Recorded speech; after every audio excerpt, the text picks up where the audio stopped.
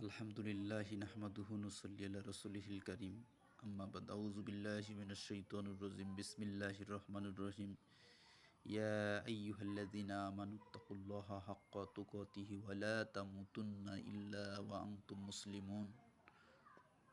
আলহামদুলিল্লাহ, আল্লাহ রাব্বুল আলামিন তার সমস্ত বান্দাকে বলতেছেন, ইয়া আইয়ুহাল্লাযীনা, হে ইমানদার বান্দাগণ, ইত্তাকুল্লাহ, তোমরা আল্লাহ তাআলাকে ভয় করো, হক, যতটুকু হক, তুকতিহি ওয়ালা তামুতুন্না ইল্লা ওয়া আনতুম মুসলিমুন,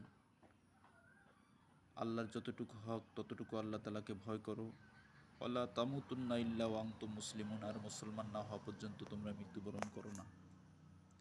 আল্লাহ সুবহানাহু তাআলা সমস্ত মুমিন বান্দাদেরকে মেসেজ দিতেছেন যে তোমরা মুসলমান না হওয়া পর্যন্ত মৃত্যুবরণ করো না।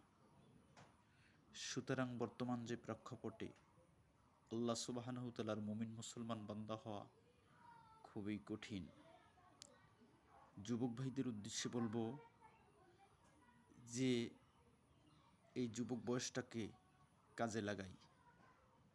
হয়তো আপনার আমার জীবনের শেষ দিনও হতে পারে। সঠিক সময়ে সঠিক সিদ্ধান্ত যদি আপনি নিতে না পারেন, আল্লাহ রাসূল সাল্লাল্লাহু আলাইহি ওয়াসাল্লাম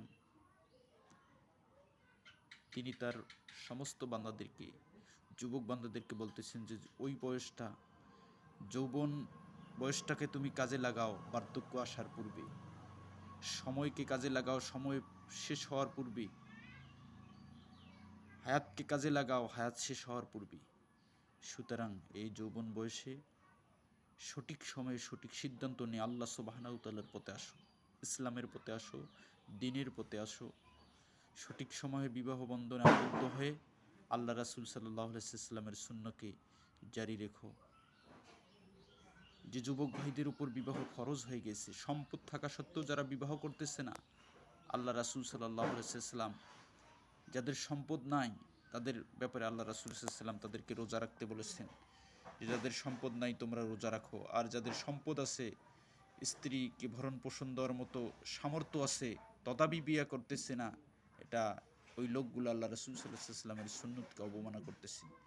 সুতরাং আপনাকেই বলতেছি, হে যুবক ভাই, আল্লাহর পথে আসো, বিবাহ বন্ধন করো সঠিক সময়ে, নামাজ পড়ো, রোজা রাখো, আল্লাহ তাআলার হুকুমে পাবন্দি করো, জীবনটাকে সাজাও দুনিয়ার জমিনে যেরকম সাজাতে তুমি পছন্দ করো।